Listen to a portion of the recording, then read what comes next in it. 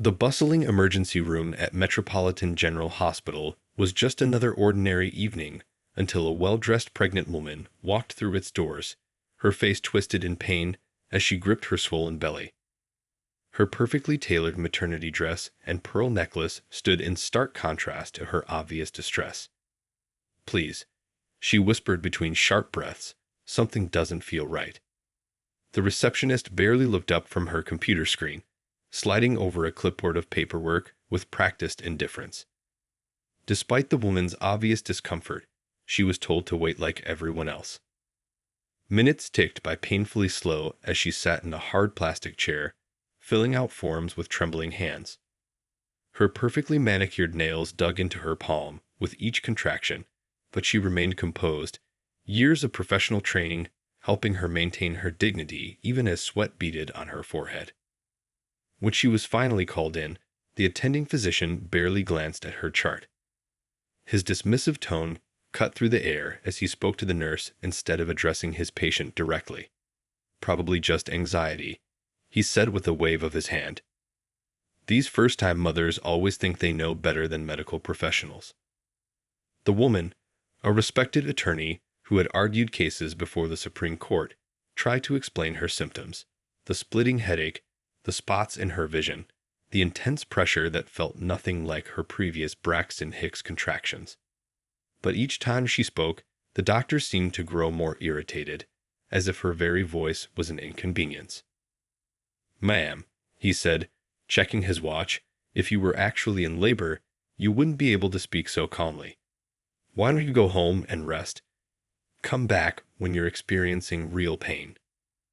The condescension in his voice was unmistakable, a tone she had encountered too many times in her professional life.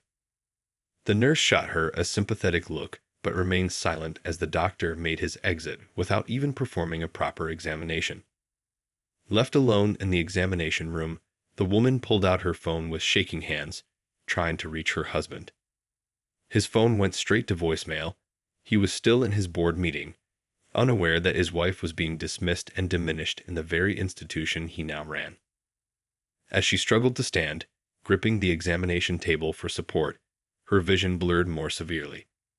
The nurse, who had lingered at the door, noticed her unsteady movements and the way her face had begun to swell. Against protocol, but following her instincts, she quietly began taking the woman's blood pressure, her eyes widening at the dangerously high numbers on the monitor. What nobody in that emergency room realized was that their casual dismissal of this woman's pain would soon spark a chain of events that would shake the hospital's administration to its core. For now, though, she was just another patient being told her pain wasn't real, her concerns weren't valid, and her instincts weren't worth trusting. A scene playing out in hospitals across the country every single day.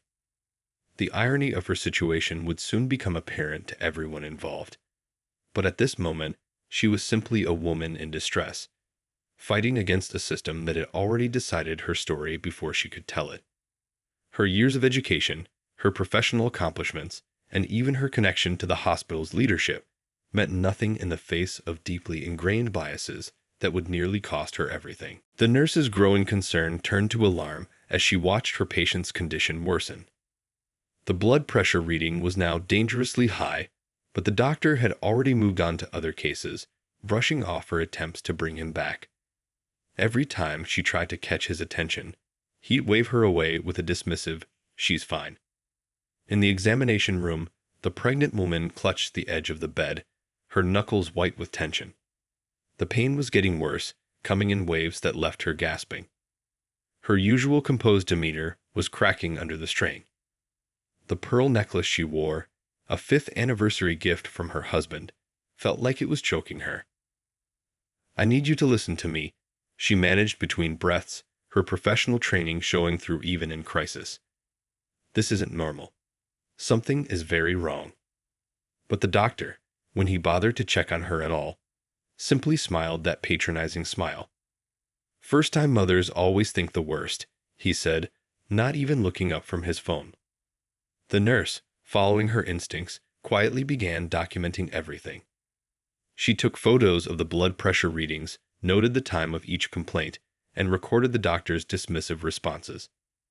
20 years of experience told her this situation was headed somewhere dangerous. Meanwhile, in a sleek boardroom across town, her husband was wrapping up an emergency meeting about hospital acquisitions. Nobody in the room knew that his wife was currently experiencing a medical crisis in one of their facilities. His phone sat silent in his pocket, having died during the lengthy meeting. Back in the examination room, things were getting worse. The woman's vision was now so blurred she could barely make out the faces around her. Her elegant dress, perfectly pressed this morning, was now damp with sweat.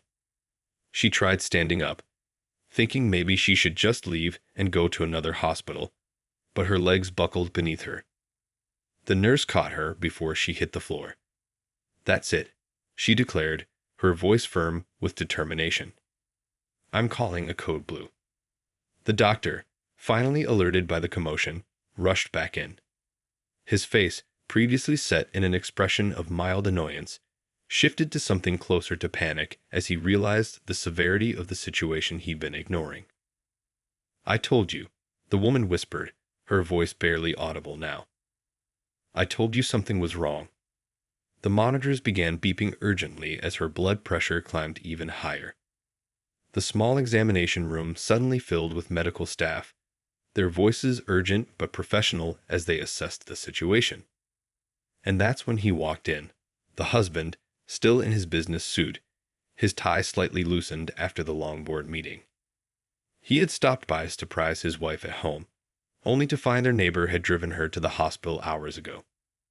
The look on his face as he took in the scene, his wife surrounded by emergency medical staff, the dismissive doctor now stammering explanations, would be forever burned into the memories of everyone present. No one in that room yet realized that this moment would change everything, not just for this hospital, but for countless others. The story of how a doctor's bias nearly cost a life was about to become a catalyst for change, starting right there in that small examination room where a woman's pain had been ignored for far too long. The atmosphere in the examination room shifted dramatically the moment the husband stepped in. His presence, commanding and authoritative, filled the space as his eyes darted between his suffering wife and the flustered doctor. The nurse, still documenting everything, watched as recognition dawned on the doctor's face. "What's happening here?" the husband asked, his voice deadly quiet. Before anyone could answer, the monitors started blaring again. His wife's blood pressure had reached critical levels. The emergency team moved with renewed urgency, but the doctor seemed frozen in place, his earlier dismissiveness replaced by visible fear. "Sir," the nurse stepped forward, clutching her documentation. "Your wife has been showing signs of severe preeclampsia for the past 2 hours. I've recorded everything." She handed him her notes, watching as his expression darkened with each line he read. The husband pulled out his phone, dialing a number from memory. "Get the chief of obstetrics here. Now." His words carried the weight of authority that comes from being the CEO of the hospital's parent company. Within minutes, a new medical team rushed in, led by the chief of obstetrics herself. "She needs an emergency C-section," the chief declared after a quick but thorough examination. "Her blood pressure is dangerously high, and there are signs of organ stress. Why wasn't this caught earlier?" The question hung in the air, heavy with accusation. The original doctor stammered, trying to explain his earlier dismissal of symptoms, but every excuse only made things worse. "She didn't seem to be in that much pain," he offered weakly. "I thought she was exaggerating." "Exaggerating?" The husband's voice cut through the room like ice. "My wife, who argued before the Supreme Court last month while 7 months pregnant, was exaggerating." The doctor seemed to shrink under his gaze. As they rushed his wife to the operating room, the husband caught the nurse's arm. "Thank you," he said quietly, "for documenting everything. For trying to help her." The nurse nodded, fighting back tears. She'd seen this kind of dismissal before, but never with such potentially devastating consequences.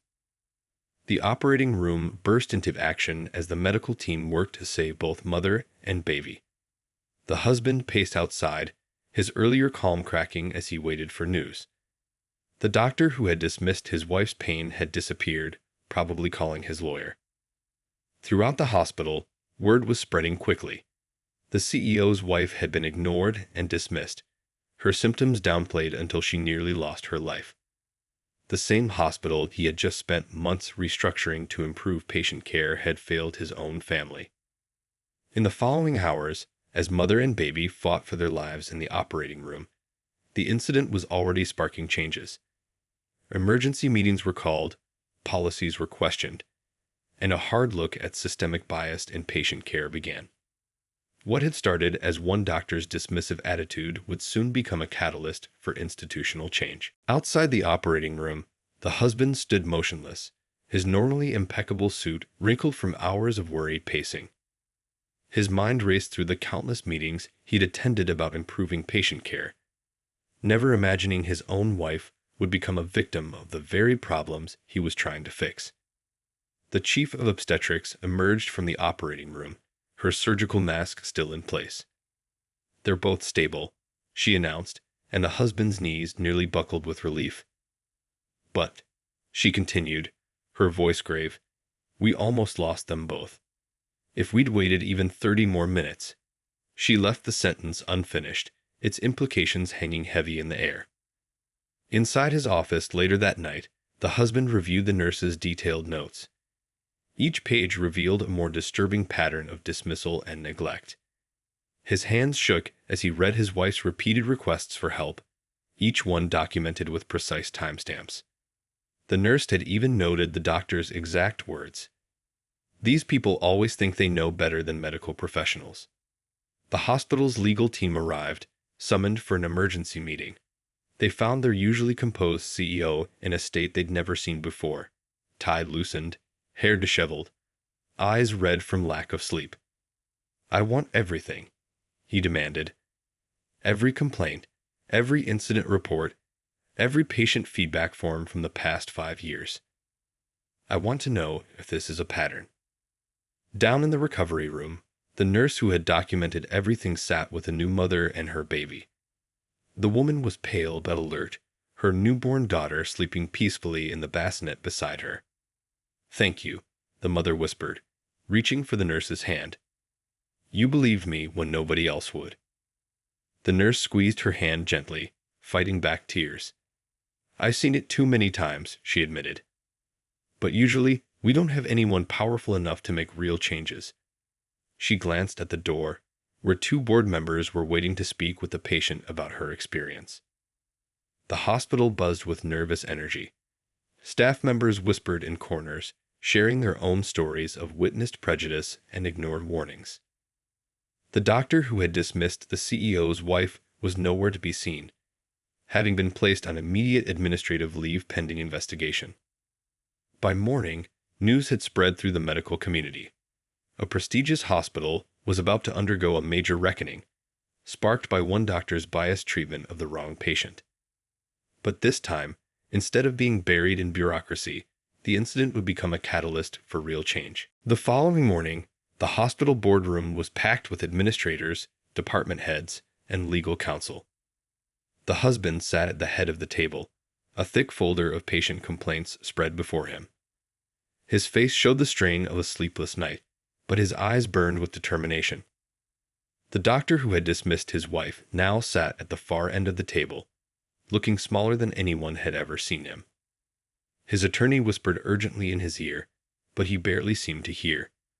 His eyes kept darting to the documentation in front of him. Years of similar complaints, all previously buried or ignored. "Let me be crystal clear," the husband began, his voice steady despite his exhaustion. "What happened to my wife happens every day in hospitals across this country. The only difference is that most victims don't have the power to fight back." He picked up the nurse's detailed notes. "But my wife does, and she's going to use that power." The doctor finally spoke up, his voice trembling. "I didn't mean, I never intended." He trailed off as the husband raised his hand for silence. "Intent isn't the issue," the husband said. "The issue is that you saw a black woman in pain, and you automatically assumed she was exaggerating.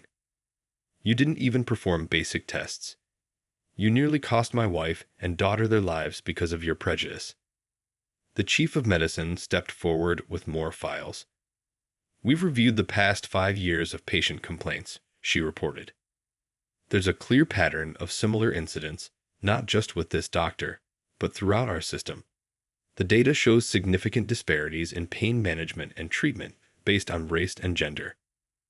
The room fell silent as everyone absorbed this information. The doctor's attorney shifted uncomfortably in his chair. The nurse who had documented everything stood in the corner, still in her scrubs after her shift, invited to witness this moment of accountability. Starting today, the husband announced, we're implementing immediate changes. Every complaint will be reviewed. Every disparity will be addressed. Every staff member will undergo comprehensive bias training. He paused, looking directly at the doctor. And those who cannot or will not change will find themselves looking for new employment.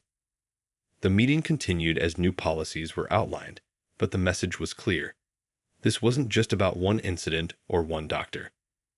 This was about changing an entire system that had failed countless patients before his wife. The hospital was about to become ground zero for a revolution in medical care. The operating room burst into focused activity as the chief of obstetrics took charge. Gone was the earlier chaos, replaced by precise, professional urgency.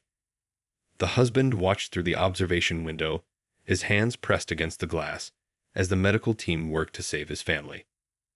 Blood pressure 190/110, a nurse called out. Baby's heart rate dropping. The chief barked orders in rapid succession, her experienced hands already starting the emergency C-section. Every second counted now, the earlier delays making this procedure even more dangerous. The husband heard none of the technical medical terms being thrown around. All he could see was his wife's face, pale and unconscious on the operating table. The pearl necklace he'd given her had been removed, placed in a clear plastic bag with her other belongings. It sat on a nearby counter, a stark reminder of how quickly their perfect life had spiraled into nightmare. Push 1 gram of magnesium sulfate, the chief ordered, her voice calm despite the crisis. The team moved like a well-oiled machine, each person knowing their role exactly. This was what should have happened hours ago, when his wife first walked through the hospital doors. The nurse who had tried to help earlier stood beside the husband, providing quiet updates. They're controlling her blood pressure, she explained softly. The baby's heart rate is stabilizing. She didn't mention how close they'd come to losing both patients, but they both knew. Suddenly, a new sound filled the room, the strong, angry cry of a newborn. The husband's knees weakened as he watched the medical team quickly assess his daughter. APGAR score 8, someone called out. She's fighting. But the crisis wasn't over. His wife's condition remained critical, her body struggling against the effects of prolonged preeclampsia. The chief worked methodically, addressing complications that might have been avoided with earlier intervention. Every member of this new medical team demonstrated the care and urgency that should be standard for every patient. For 45 tense minutes, they fought to stabilize her. The husband watched as medication after medication was administered, as countless tests were run, as his wife's life hung in the balance because one doctor had decided her pain wasn't worth his time. Finally, the chief looked up and nodded. The husband felt tears roll down his cheeks as his wife's vital signs stabilized. This team had done in less than an hour what should have been done all along. They had listened, they had acted, and they had saved lives. As he watched them finish the procedure, his relief slowly transformed into determination. This would never happen again.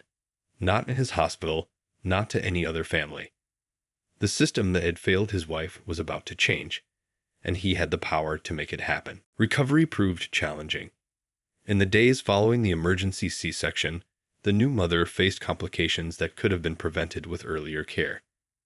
The husband divided his time between his wife's bedside and his office, where he was already implementing sweeping changes. The recovery room became a hub of activity, but not the kind anyone expected. As the mother regained strength, she began documenting her experience, her lawyer's instincts kicking in even from her hospital bed. Her husband brought her laptop, and between feedings and vital checks, she wrote everything down. It wasn't just about me, she told the nurse who had helped her. How many other women went through this without anyone believing them? How many didn't survive to tell their stories? Her voice was still weak, but her determination was clear. The investigation revealed disturbing patterns. Other patients began coming forward, sharing similar experiences of dismissed pain and ignored symptoms. The hospital's anonymous reporting system suddenly flooded with stories from staff who had witnessed similar incidents but felt powerless to intervene. The doctor responsible faced a disciplinary board. His medical records showed a clear bias in pain management decisions, prescribing less medication to certain groups and dismissing their complaints more frequently. His defense crumbled as the evidence mounted. Meanwhile, the nurse who had documented everything found herself promoted to a newly created position: Patient Advocacy Coordinator.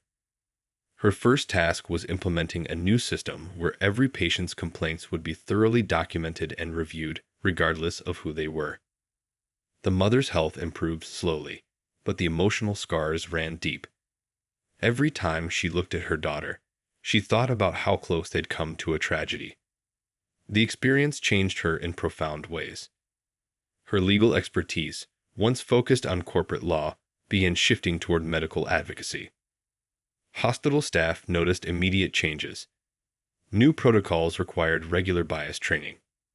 Pain scales were standardized. Patient complaints received swift attention.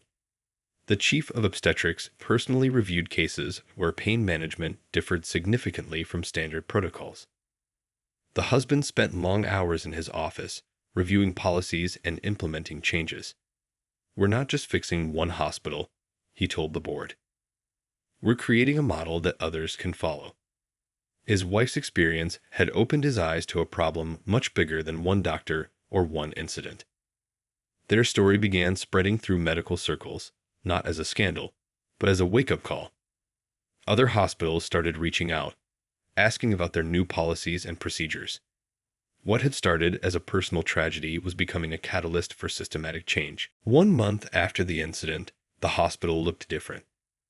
Not in its physical appearance, but in how it operated. Every employee, from surgeons to cleaning staff, had undergone intensive bias training. The doctors who initially resisted the changes found themselves facing a choice: adapt or leave. The disciplined doctor's case became a teaching example. His medical license was suspended pending review, but more importantly, his story served as a warning to others. During training sessions, staff watched recordings of his dismissive behavior, analyzed his biased decision-making patterns, and learned how to recognize similar prejudices in themselves. The nurse's documentation system became standard practice. Every patient interaction was now recorded and reviewed. Pain assessments followed strict protocols, with multiple staff members involved in critical decisions. If a patient reported severe pain, it triggered automatic escalation to senior medical staff. The new mother, still recovering but growing stronger, started attending hospital board meetings. Her legal background proved invaluable as they rewrote policies. "Make it simple," she insisted. "Every patient deserves respect. Every complaint deserves investigation. Every life matters equally." The husband worked tirelessly, using his position to push through changes that would normally take years to implement. He installed cameras in emergency rooms, required body cameras for medical staff during patient interactions, and created an independent review board for complaint investigation. The hospital staff noticed immediate differences. Patients from all backgrounds reported feeling more heard and respected.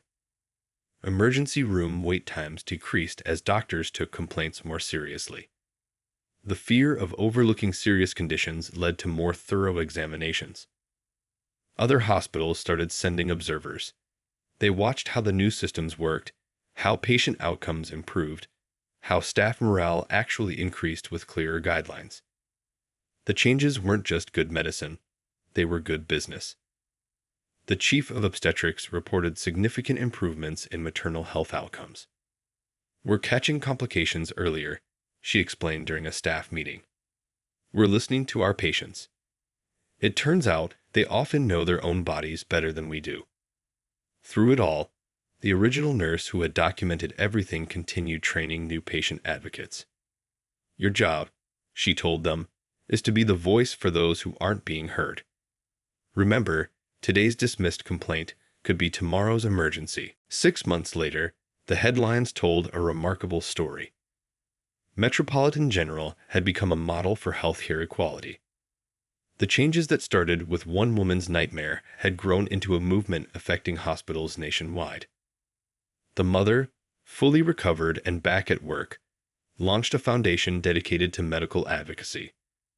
Her first-hand experience, combined with her legal expertise, made her a powerful voice for change. She traveled to hospitals across the country, sharing her story and helping implement similar reforms. The baby grew into a healthy, cheerful infant, unaware that her birth had sparked a healthcare revolution. Her mother often held her while reviewing patient cases, determined that no other family would face the same discrimination. The nurse's documentation system was now being adopted by major hospitals nationwide. Her simple act of recording everything had evolved into a comprehensive patient advocacy program. She trained hundreds of new patient advocates, teaching them to spot signs of bias and stand up for vulnerable patients. The hospital statistics told the real story. Patient satisfaction scores rose across all demographics. Complications from delayed treatment dropped significantly. The emergency room saw fewer return visits as patients received proper care the first time. Most importantly, the racial disparity in pain management and treatment had nearly disappeared. The husband's corporate influence helped spread these changes beyond one hospital. Other healthcare systems, seeing the improved outcomes and reduced liability, began implementing similar reforms. Insurance companies even started offering better rates to hospitals that adopted these practices. The disciplined doctor's case became required reading in medical schools. Students learned about the devastating impact of unconscious bias and the importance of listening to patients. His mistake led to new chapters in medical textbooks about equality in healthcare.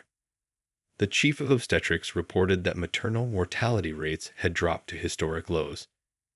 "We're proving that most complications can be prevented," she announced at a medical conference. "The key is simple. Believe your patients when they tell you something's wrong." As the family celebrated their daughter's first birthday, they looked back on how a terrible experience had transformed into something positive. The mother's near tragedy had become a turning point in medical history, proving that sometimes the most powerful changes start with one person being brave enough to say, "This isn't right." The pearl necklace that she'd worn that fateful day now hung in a frame in the hospital's lobby, alongside a plaque telling their story. Below it, a simple message read, "Every patient matters. Every voice counts. Every time."